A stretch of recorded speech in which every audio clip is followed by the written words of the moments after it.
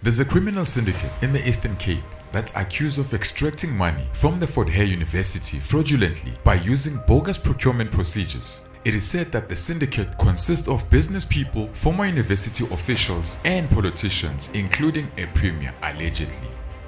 Now, former university officials were colluding with shady business people in awarding illegal contracts to undeserving individuals and people who didn't even bid for tenders. Now, on top of that, one syndicate member is accused of forging the Vice-Chancellor's signature to get a bank loan using a bogus university contract as surety. Now, on another campus of the same university in Bishop, politicians and a minister are said to have received academic qualifications in a corrupt manner. You see, proper procedures were not followed before admitting certain candidates to study for the qualifications they were awarded with.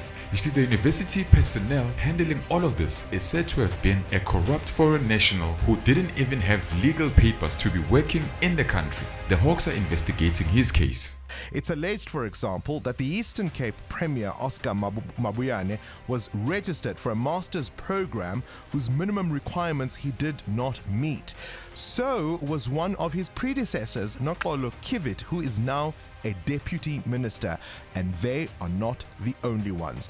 So this business person apparently wanted additional finance, so they wanted collateral. The guy says, "No, I've got a list with Hare for 66 students," and they said, "Okay, fine, just produce the list." And of course, he didn't have the list because he was brought in irregularly. He was brought in irregularly through a bogus process. And so he went to some of his collaborators inside.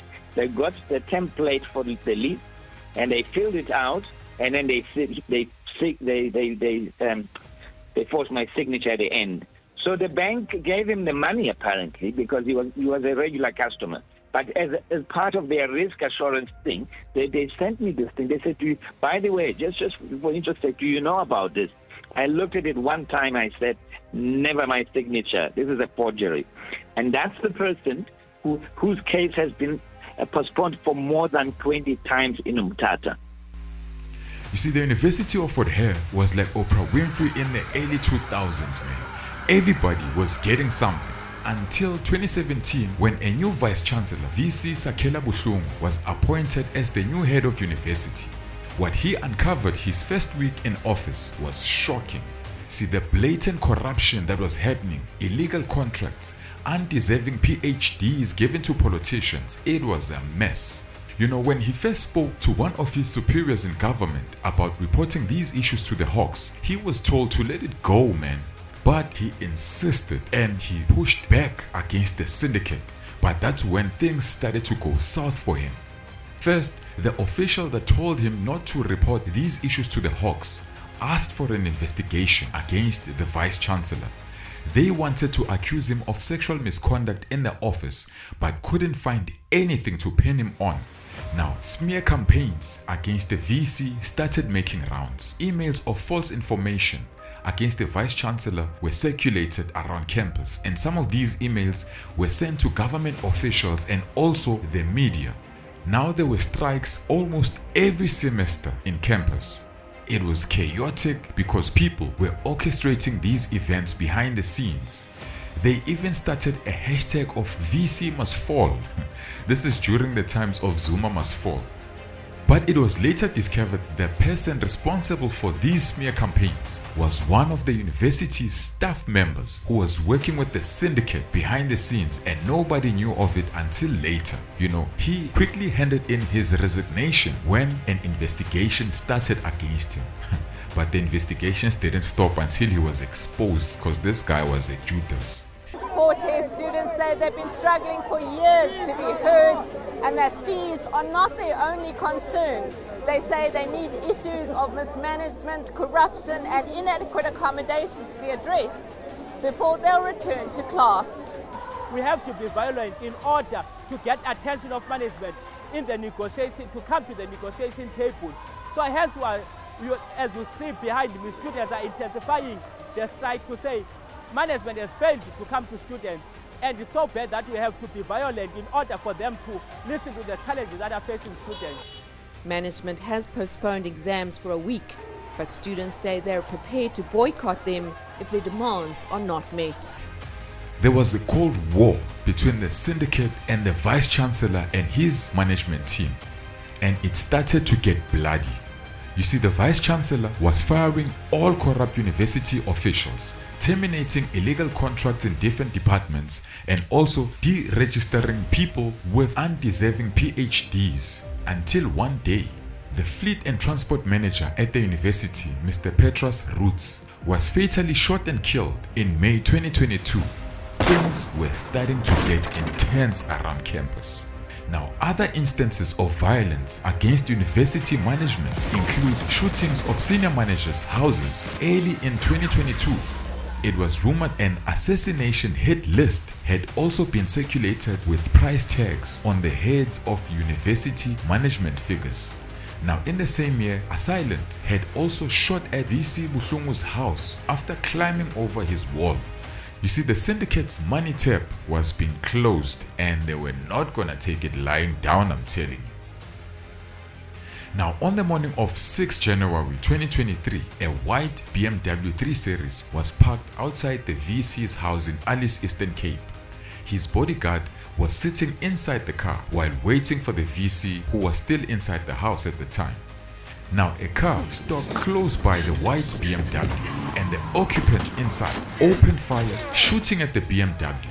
Now, the bodyguard, Mr. Mboneni Vesel, was shot and killed moments after.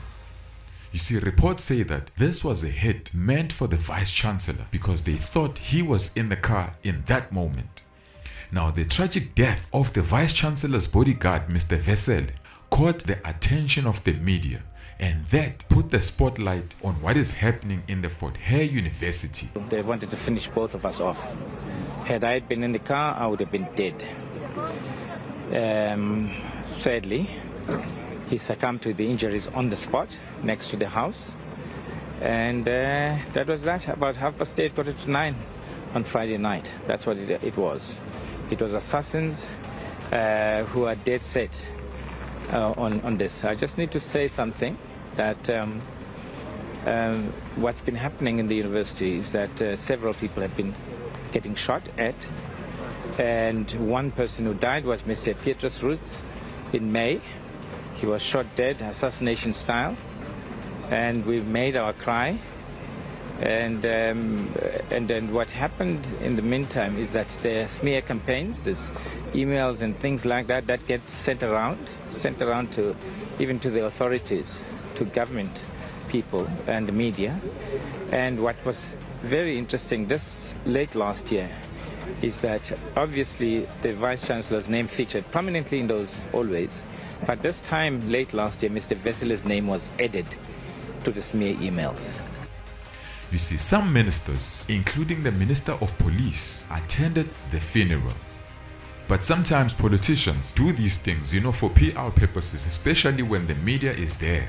They never really push for the family to get justice, because after the funeral, they all bounce and they never even answer their phones when the family calls them regarding this issue. Now, the Vice-Chancellor made a plea to the President, Cyril Ramaphosa, to provide an assurance on the safety of his staff and himself, and also the students around the campus, because things started to get hectic and intense in campus. There was a lot of intimidation going on. You see, but the Vice-Chancellor has said that he is not going to leave the institution despite an assassination attempt that killed his bodyguard. Now, with all of this happening, it is said that people know who the suspects behind the killings are, and there are cases also opened against these people, but no one has been arrested. These guys are walking around freely and people know what they did. The Vice-Chancellor walks around now with 6 bodyguards every day, and that is costing the taxpayers a lot of money instead of the police doing their job. Now, the government promised more security around campus. Minister of Higher Education Bladen Zimand has promised to speed up investigations following a series of intimidation tactics at the university, including these assassinations. And also, the President Ramaphosa has authorized special investigating unit to look into the ongoing allegations of corruption and maladministration at the university. Kind of the 4 pages of the contract. But what happened from the beginning is that additional bogus invoices were issued on the side in favor of the same service provider by a lowly official who did not bother to get any signatures. So the first try was 15,000 invoice for 48 toilet rolls. 48 toilet rolls, 15,000. And of course, over time, the person and his collaborators in our finance department got emboldened. It went into a few 100,000. And I think by the time we nipped it in the bud, and they were bold enough to issue additional invoices of 5 million.